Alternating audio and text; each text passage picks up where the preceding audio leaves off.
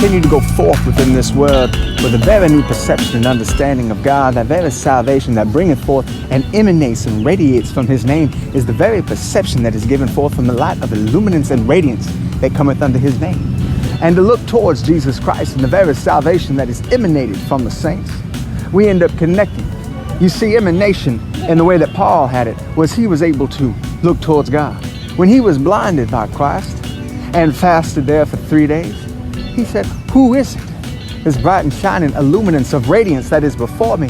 He said, it is I, Jesus, whom you persecute. When we end up looking at Peter, do you realize that Peter, when he asked him, he said, do you love me? He said, of course I love you. But that love was at a different level. You see, when Jesus asked it, he said agape. It's the word for pure, intrinsic love. It's ahava in the Hebrew. That's the love that we build through Christ. That's the very connection that you end up having through the fervor and the favor of his Spirit.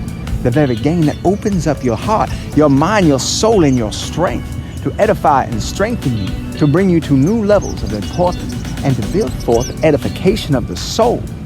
That very strength, the forgiveness of sins, and the election that is called for. When you come before Christ, you are set forth and elected unto righteousness through his name, that the greatness, the glory, and the grandeur that is set forth through Christ worketh through you. You have all of the salvation that is set, and you look towards God to build forth and just to show the world, if you give me the opportunity, I can bring forth a new illuminance and radiance under this world that is before unseen because of the glory of God that floweth through me. Just as a testimony of faith to ask God to open the door and build forth an angelic understanding given from the prophets and the saints in Jesus Christ himself. That is the blessing and the prayer that we all have. My message is simple.